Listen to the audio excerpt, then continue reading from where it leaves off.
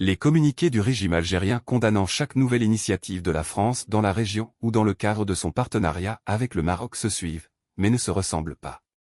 Cette fois-ci, Alger a exprimé son mécontentement face à la participation de Paris, aux côtés du Maroc, à l'exercice militaire Chergui 2025, qui se déroulera en septembre 2025 dans la région d'Erachidia, près de la frontière algérienne.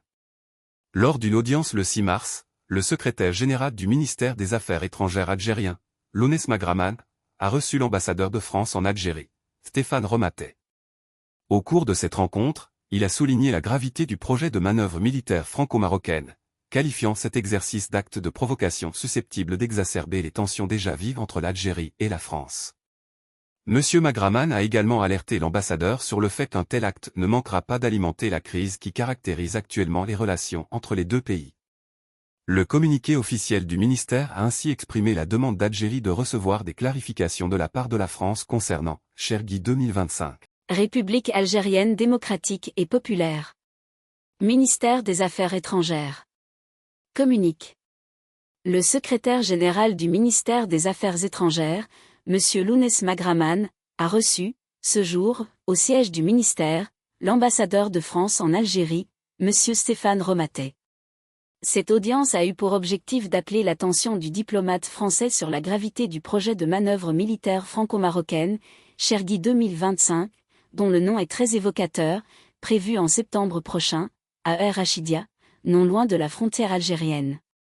Le secrétaire général a précisé à son interlocuteur que cet exercice est appréhendé par la partie algérienne comme un acte de provocation à l'égard de l'Algérie. Il a ajouté qu'un tel acte ne manquera pas d'alimenter la crise qui caractérise à présent les relations algéro-françaises et de porter le climat des tensions entre les deux pays à un seuil supérieur de gravité. Tout en demandant à l'ambassadeur de France d'obtenir les clarifications nécessaires à ce sujet, le secrétaire général a invité ce dernier à transmettre, à sa hiérarchie, la position de l'Algérie telle qu'elle lui a été exprimée. En 2021, l'exercice militaire s'appelait Tafilaleh. 9 éditions ont eu lieu jusqu'en 2009, avec une fréquence de 2 ans, avant de reprendre en 2019, 2021, puis 2022 sous le nom Chergui.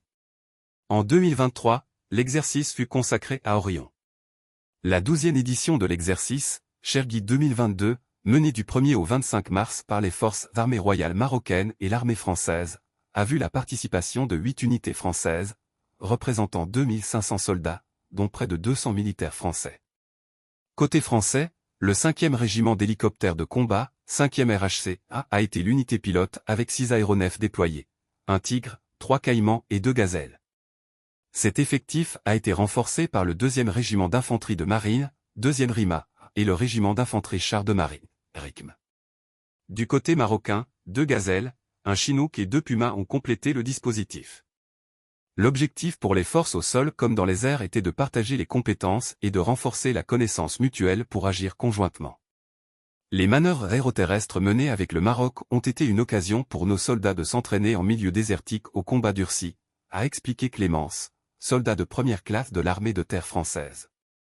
Elle a ajouté que cet entraînement de 3 semaines a permis aux deux armées de consolider ce projet d'exercice militaire dit Chergui 2025 que Paris et Rabat comptent organiser en septembre prochain dans la région de Rachidia, à quelques encablures seulement des frontières ouest algériennes. Dans un communiqué officiel, le ministère algérien des Affaires étrangères qualifie ces manœuvres de provocatrices et met en garde contre une escalade des tensions. C'est dans ce contexte d'escalade contre l'Algérie que le secrétaire général du ministère des Affaires étrangères algérien, Lounès Magraman, a reçu hier l'ambassadeur de France en Algérie, Stéphane Romatet. Le diplomate algérien a fait part aux représentants français de la position ferme d'Alger, en précisant que cet exercice est appréhendé par la partie algérienne comme un acte de provocation à l'égard de l'Algérie. Magraman ajoute qu'un tel acte ne manquera pas d'alimenter la crise qui caractérise à présent les relations algéro-françaises et de porter le climat des tensions entre les deux pays à un seuil supérieur de gravité. La diplomatie algérienne insiste sur la nécessité de clarification officielle de la part de la France, tout en réaffirmant la vigilance d'Alger face à toute atteinte à sa souveraineté. Selon Alger, ces manœuvres s'inscrivent dans un contexte de relations tendues avec Paris et Rabat. L'Algérie considère ce déploiement militaire à proximité de son territoire comme une menace pour sa sécurité nationale et un signal hostile.